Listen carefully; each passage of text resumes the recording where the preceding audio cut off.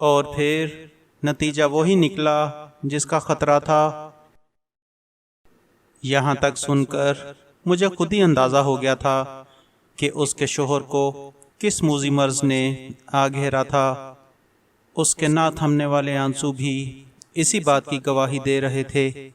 وہ کہہ رہی تھی بائیوپسی سے پتہ چلا کہ اسے معدے کا کینسر ہے اور یہ کہ کینسر پھیل چکا ہے۔ ڈاکٹر نے مجھے بتایا کہ یہ کینسر آخری مرحلے میں داخل ہو چکا ہے اور اب نہ تو کیمو تھراپی اور نہ ہی ریڈیشنز کا فائدہ ہوگا۔ بہتر ہے کہ گھر جا کر آرام کیا جائے اور جو بھی ضروری کام ہیں انہیں نمٹا لیا جائے، کیونکہ اب وہ چند مہینوں کا مہمان تھا۔ میں نے اسے یہ باتیں نہیں بتائیں، لیکن میری خالی آنکھوں نے اسے سب کچھ بتا دیا۔ حیرت کی بات تھی کہ اس کی زبان پر شکایت کا ایک لفظ نہ آیا۔ مجھ سے ایسے ہی باتیں کرتا رہا کہ جیسے کچھ ہوا ہی نہیں۔ ہم بوجھل قدموں سے گھر پہنچے اور میں ایک کمرے میں چھپ کر دھاڑے مار کر رونے لگی۔ میں چیخ چیخ کر کہہ رہی تھی کہ نہیں نہیں، یہ نہیں ہو سکتا، کاش کہ یہ کوئی بھیانک خواب ہوتا، کیونکہ بھیانک خواب بھی تو آخر ختم ہو جاتا ہے۔ مجھے وہ لمحات یاد آ رہے تھے جب میں نے اس کے ساتھ اس وسیع و عریض کائنات کو قریب سے دیکھا تھا۔ مجھے یقین ہو چکا تھا کہ یہ کائنات حکمت، قدرت اور رحمت سے خالی نہیں۔ کوئی نہ کوئی تو اس طرف اٹھنے والی معصوم آنکھوں کو تک رہا ہوگا، کوئی نہ کوئی تو اس پرخلوص دل کی دھڑکن کو سن رہا ہوگا۔ وہ اندیکھی طاقت مدد کو ضرور آئے گی، لیکن تقدیر میں لکھی ہوئی کڑوی حقیقت میرے دل کی خلش بڑھا رہی تھی۔ ایسے لگتا تھا کہ جیسے میں جیتے جی مر رہی ہوں۔ خدا جانے کیوں اتنے معصوم لوگوں کو ایسی بری قسمت ملتی ہے۔ جب اس نے عجائب گھر کے جانوروں کے نمونے دیکھے تھے تو اس پر کیا کیفیت تھی۔ جب ایک زخمی کتے کو اپنی گود میں بٹھا کر جانوروں کے ہسپتال لے کر جا رہا تھا تو اس کے کیا جذبات ہوں گے، اور ہر لمحے اس نے میرا کتنا خیال رکھا تھا۔ خدایا اس کو بچا لے، مجھے سب سے زیادہ چاہنے والا شخص مجھے ہمیشہ کے لیے چھوڑ کر جا رہا تھا۔ اسے خود بھی معلوم ہو چکا تھا کہ اب وہ صرف کچھ دنوں کا مہمان ہے، لیکن اس نے اپنے آفس میں اپنی بیماری کا تذکرہ تک نہ کیا اور خود ہی استعفیٰ دے دیا، اور الوداع کہنے سے پہلے اس نے اپنی باس کو سنکیانگ کی چائے کا ایک ڈبہ تحفے میں دیا۔ نفرت نامی لفظ تو اس کی لغت میں ہی نہیں تھا۔ گھر میں پڑا رہنے کے بعد اس کی بیماری میں شدت آ گئی۔ اس کے بدن سے ماس ختم ہو رہا تھا۔ وہ شخص جو پہلے ہی دبلا پتلا تھا اب ہڈیوں کا ڈھانچہ بن چکا تھا۔ ایسے لگتا تھا کہ اس نے کپڑے پہنے نہیں ہوئے بلکہ اپنے اوپر لٹکائے ہوئے ہیں۔ ڈاکٹر کی دی ہوئی ادویات کا رتی بھر بھی اثر نہ تھا۔ صرف پین کلر تھوڑی دیر کے لیے کام کرتے تھے۔ جب اسے تکلیف ہو رہی ہوتی تو اس کا چہرہ کھنچ جاتا اور وہ اپنے دونوں ہاتھوں سے پیٹ کو دبانے لگتا۔ میں بے بسی سے اپنے محبوب کو تڑپتا دیکھ رہی ہوتی۔ کینسر کے سیل کسی جرثومے کی طرح اسے کاٹ رہے تھے۔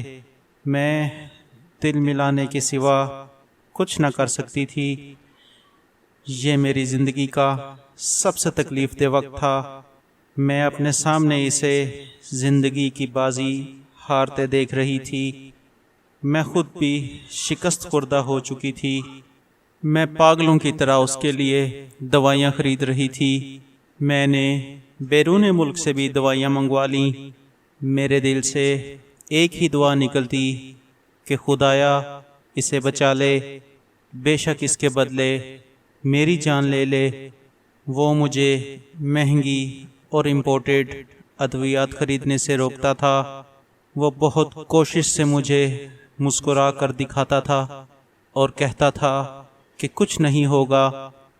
مجھے یقین دلانے کے لیے میری غیر موجودگی میں میرے لیے مزیدار کھانے بناتا۔ وہ میرے لیے زیادہ سے زیادہ پیسے بچانا چاہتا تھا تاکہ میں ادھر ادھر سے ادھار نہ مانگتی پھروں۔ اب اس میں مزید لکھنے کی سکت نہیں رہی تھی۔ روز بروز بڑھتے ہوئے کینسر کے سیل اسے ایسے اذیت دے رہے تھے کہ جیسے کوئی جان کا دشمن جسم میں گھس گیا ہو۔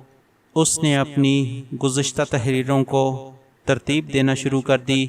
جن رسالوں میں اس کے مضامین چھپ چکے تھے ان کو اس نے میز کے ایک طرف رکھ دیا، اور جن مضامین نے ابھی چھپنا تھا ان کو میز کے دوسری طرف رکھ دیا۔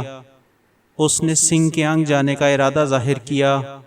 میں نے بھی ساتھ جانے کی ضد کی تو وہ نہ مانا بلکہ چڑ گیا۔ مجھے مجبوراً ہار ماننا پڑی۔ ایک ہفتے کے بعد جب وہ واپس آیا تو اس کے ہاتھ میں اندیر کے خربوزے، سنکیانگ کی کشمش اور سرخ کھجوریں تھیں۔ ان سب چیزوں کو اٹھانے کے لیے اس نے اسٹیشن پہ 2 آدمیوں کی مدد بھی لی تھی۔ یہ سب کچھ دیکھ کر میری آنکھیں اشکبار ہو گئیں۔ وہ جانتا تھا کہ اس کے بعد میرے لیے ایسی چیزیں خریدنے والا کوئی نہیں ہوگا۔ یہ سناتے ہوئے اس کی آواز میں سسکیاں اور آنکھوں سے آنسو جھلک رہے تھے۔ میرے گالوں پر بھی کوئی لڑی سی بہہ رہی تھی۔ برفانی ہوا میں ایسے لگ رہا تھا کہ جیسے چہرے پر کوئی چاقو پھر رہا ہے۔ وہ بولی۔ آہستہ آہستہ وہ بستر سے جا لگا۔